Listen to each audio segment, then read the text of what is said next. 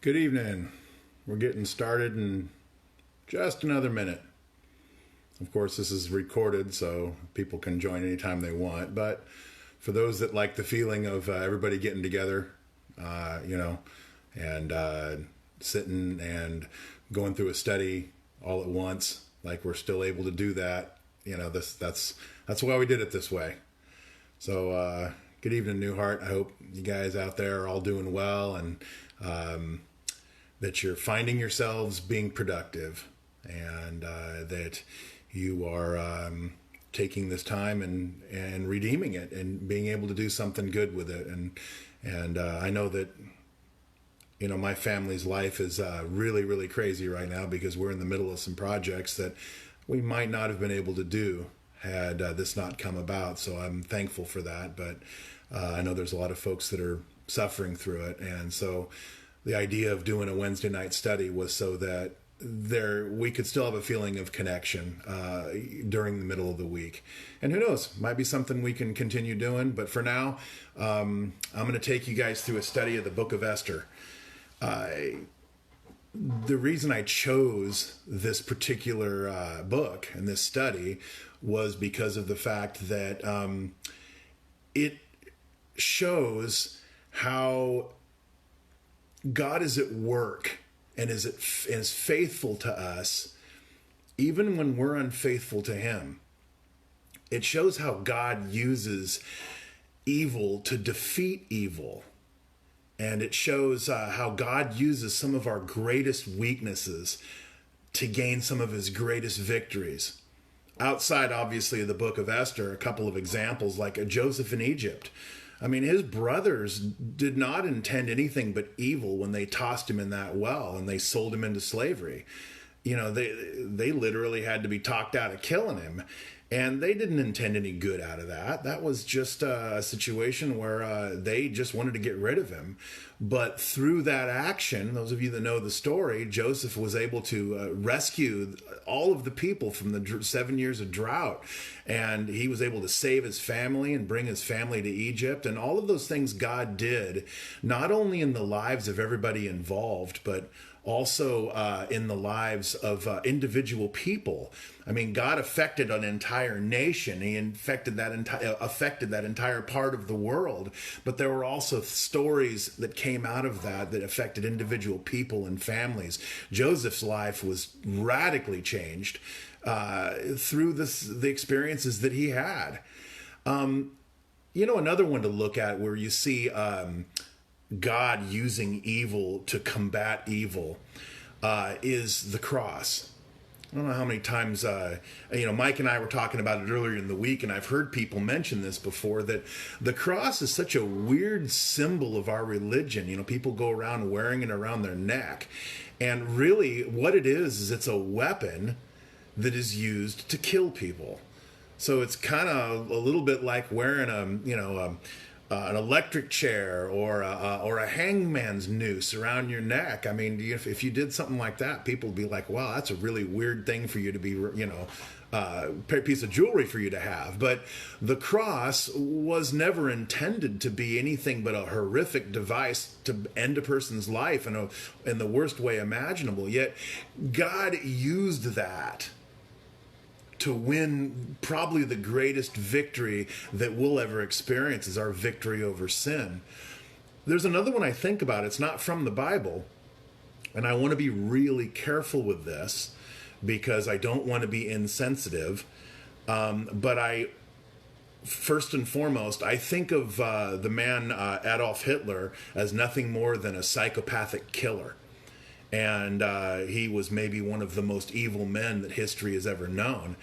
Yet, because of what he did, and because of the mass genocide of the Jews in World War II, what ended up happening was there was so much sympathy for them that the United Nations, not long after the war was over and all of those atrocities were discovered, the United Nations decided very narrowly to vote that Israel would once again become a nation. And if you read, biblical scholars that were writing before that happened, there were many of them that were seeing that,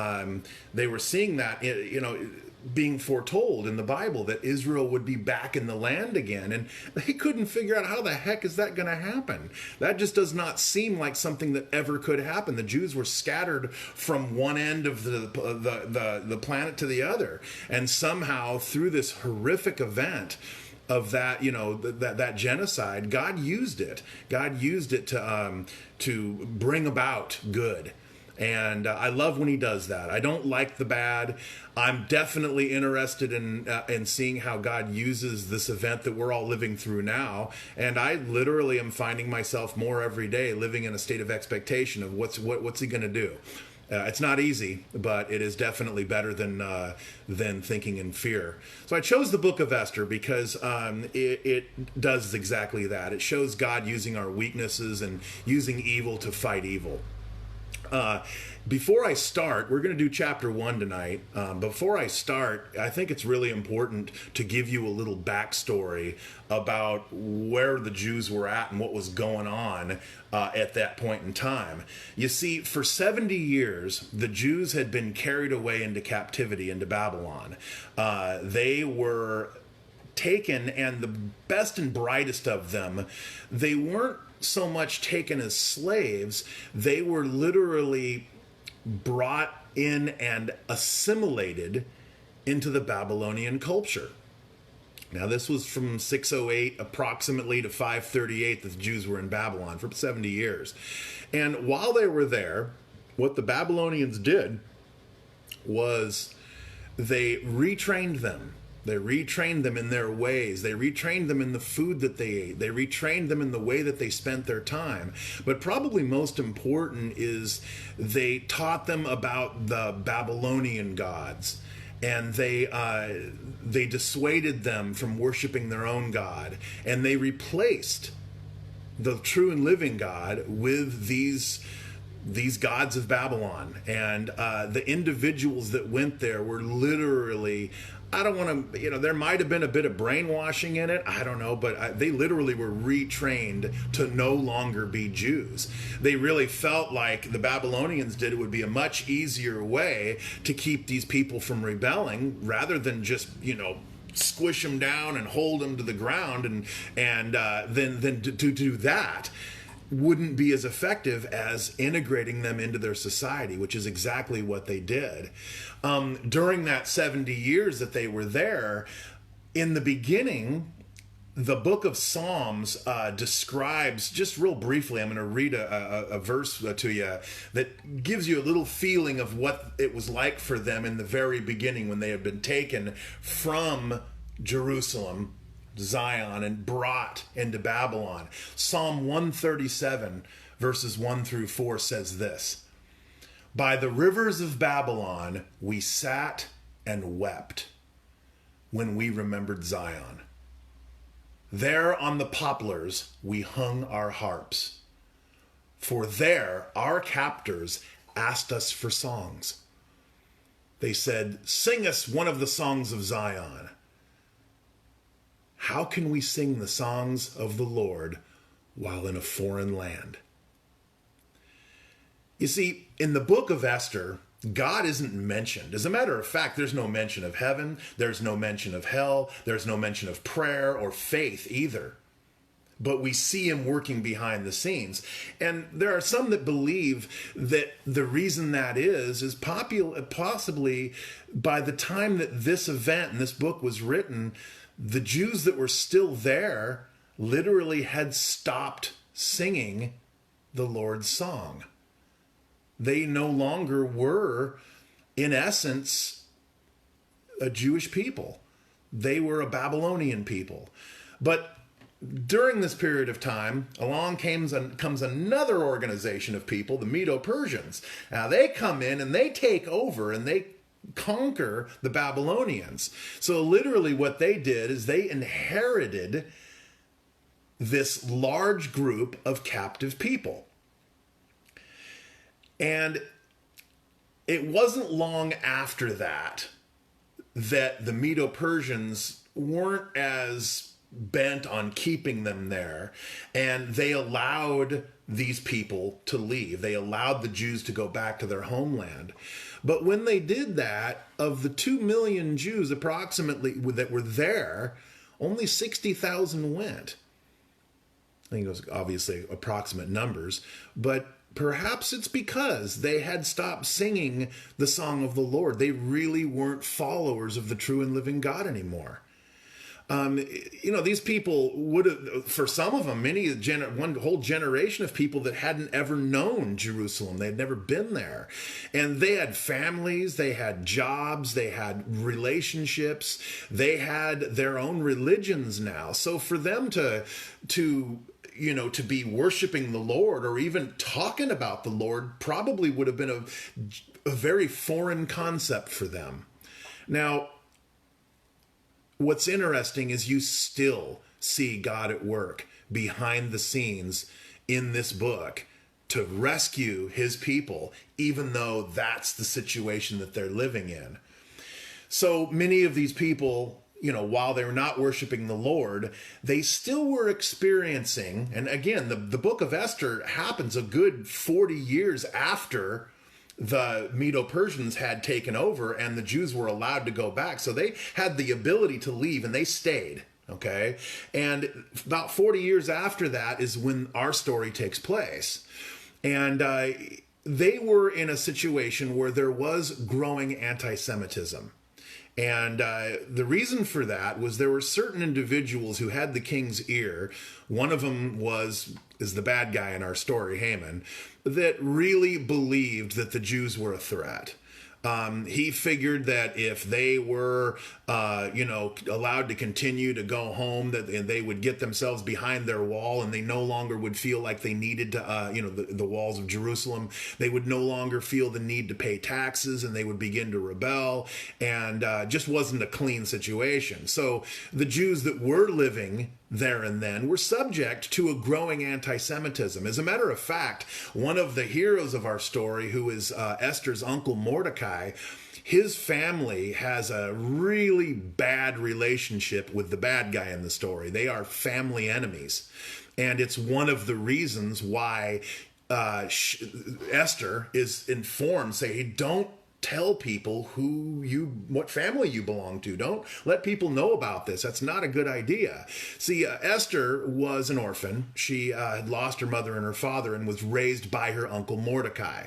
And as our story begins, she is a beautiful young woman and she gets caught in a situation that really isn't exactly fair.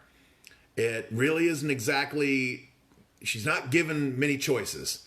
And I can't help but see the comparison here and a little bit of what we're going through now. Obviously, there's a lot of differences, but still, there's a lot of similarities too. And I hope that as we go through the story, you guys will be able to say, wow, I'm going to put this in context to what we're seeing here and now.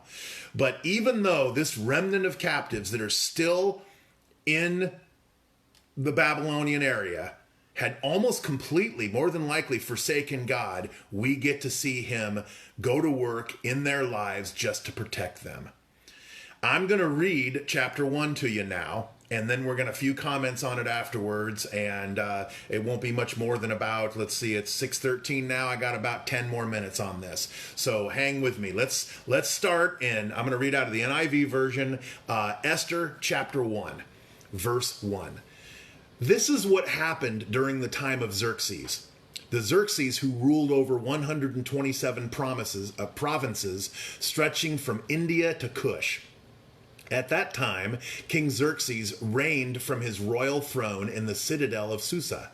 And in the 3rd year of his reign, he gave a banquet for all his nobles and officials. The military leaders of Persia and Media, the princes and the nobles of the provinces were present.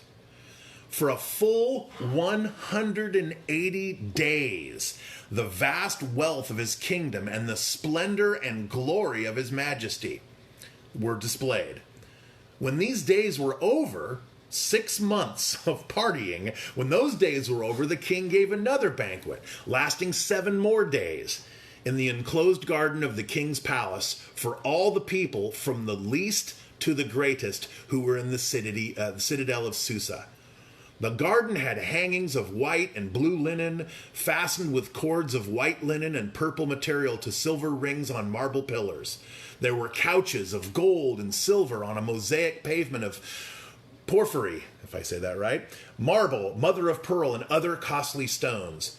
Wine was served in goblets of gold, each one different from the other, and the royal wine was abundant, in keeping with the king's liberality. By the king's command, each guest was allowed to drink with no restrictions. Drink all you want. For the king instructed all the wine stewards to serve each man what he wished. Queen Vashti also gave a banquet for the women in the royal palace of King Xerxes.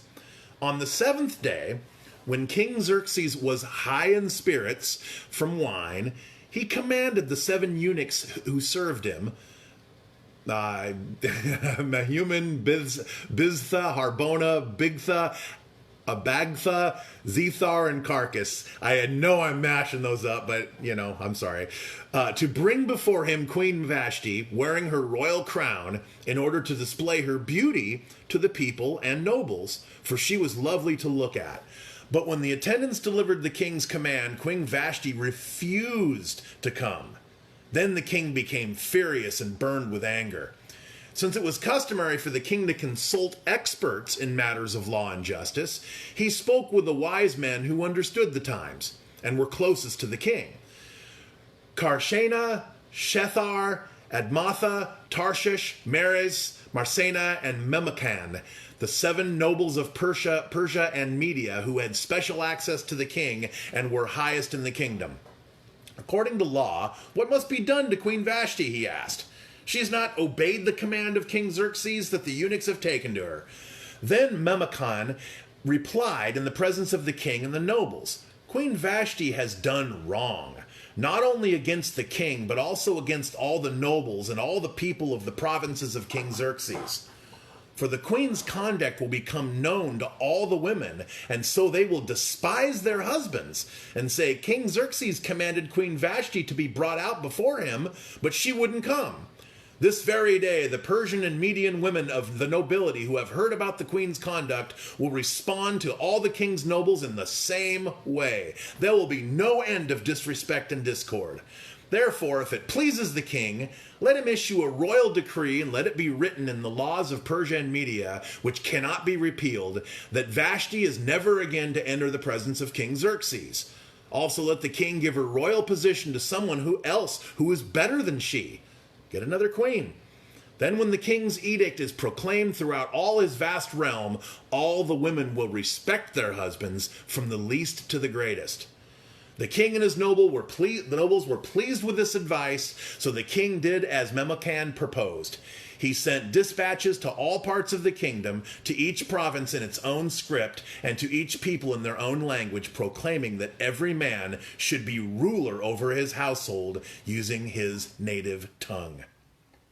So, I've got a few comments about this before I wrap it up. The first thing is, years when I had become a new Christian,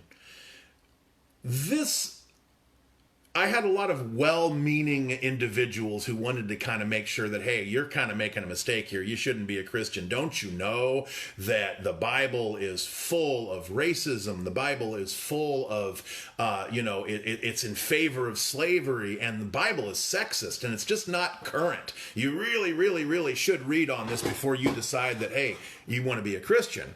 And, there were a few folks that actually offered me, scriptures. They said, well, go read this. And one of them, as I recall, was one guy told me, hey, you know what? You really need to read the book of Esther, and you'll see just how sexist the Bible is. Well, I didn't read it right away because I was a new Christian, and, I was all fired up and I couldn't understand why people had a problem with it. But the reality was it did stumble me a little bit. I should have just read it, and I would have read what I just read, and I would have realized, well, God is not saying that's a good thing. This is just a picture of what the people were like in that day and age. They were raging sexists. Come on, that's the way it was. Not only that, God uses those faults and those flaws to bring about change that saves his people. But I didn't. I read it later. And the reason I bring this to your attention is you might be in a situation where you hear that from someone, where someone tells you that the God of the Bible is violent and the God of the Bible is sexist or something like that. And I strongly encourage you to realize, to not let that stumble you. I'll give you an example of a verse that kind of sets the record straight, if that was to be something you believed. Galatians 3:28 says, "There is neither Jew nor Gentile, neither slave nor free, nor is there male and female, for you are all one in Christ Jesus." So enough on that. It jumped out at me, and I remembered that, and I wanted to share that with you. Why the party? What was the deal with this huge 6-month party? You see, this king was gathering support for his upcoming invasion of Greece. And so this was his way of, schmoozing with the people, I guess. It was, to make sure that, his invasion was successful, but eventually, they were overthrown. But there was a measure of success in their invasion of Greece. But that is no part of our story. But that's why they were having this hoopla. I mean, these guys were having a 6 months party. That's what it's going to be like when this coronavirus thing is lifted. We're going to have a 6-month party. So why did Vashti refuse his request, though? What was the deal behind that? Well, you see, the very request itself implied immorality. Even revealing her face. She's a very beautiful woman, but even revealing her face in that culture was considered taboo. And many people think that she was being asked to reveal actually more than just her face. It's very possible also that she was at this time pregnant with her son, Artaxerxes. The only logical explanation for this king, Xerxes' behavior is explained to us. The guy was drinking. He was very high spirits from wine. He had been partying, and this is what starts the problem. Because the king's desire for vanity, to show off his wealth and his possessions, fueled by this state of high spirits from wine, escalates to the point of him wanting to have her appear wearing her royal crown. Many believe it was his intention for her to appear wearing only that. What escalates the problem? Well, she's not going to do it. She's intelligent. She's not going to be taken advantage of. There would have been all kinds of, lewd behavior by all these guys drinking. She was wise. So I'm not going to do that. I'll deal with the problem that comes up with it because I am not going to appear like you want me to. And what escalates the problem is then the king, who is angered by this, relies on the advice of his 7 nobles of Persia on how to deal with her. You see, this kind of reminds me, it makes me think that these particular men were pretty much only concerned, their only concerns were not Queen Vashti and were not whether or not his request was immoral or not, but their biggest concern was maintaining control over their people. So the suggestion of forcing or causing the divorce there would have not have been to solve the problem. It would have been to keep their life comfortable. And that's the problem with individuals when we give in, when we cave in to what other people want. Yeah, Xerxes was probably angry, but if he slept it off and thought about it, he would have realized that he was wrong in the first place. But listening to his guys that were telling him how to deal with it, well, I tell you what, that probably added to the problem and just escalates it because he decides to do exactly what they said. And so what solves the problem? Well, to forcefully divorce Queen Vashti from the king and her throne. Not only that, that was a move that, this is important as we go through this book, it was irrevocable. Once this was done, once this law was passed, even the king couldn't turn it back around. She was never allowed in the presence of the king ever again. And so here, a move that was created by his weaknesses and by their weaknesses and their sinful nature, it's a move that God uses very powerfully to protect his people. and we'll read about that more in chapter 2. But chapter 1 breaks out. It's kind of the opening scene. We're going to be doing this every Wednesday night at 6 o'clock until we finish the book of Esther. And then after that, who knows? We'll take it, play it by ear. But I'm hoping you guys were able to get a little bit out of that, and I'm hoping that you'll join me again next Wednesday night at 6. And I must apologize. I didn't open in prayer. I was praying for myself and then forgot to pray for all of us. So allow me to do that now.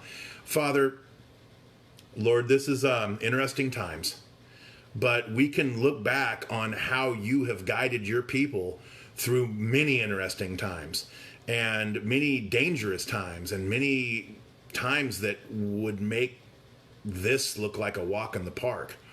And Lord, you've always been faithful. Lord, I want to have that to be at the forefront of everything we think about, is that you are always, always faithful.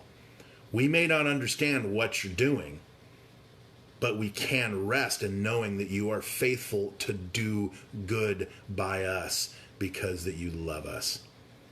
I pray these things in your son's precious name. Amen. So you guys stay safe this week. Be good. Be cool. Look forward to joining up with you on Sunday for our sermon. And then again next Wednesday night. Love y'all. Take care. God bless.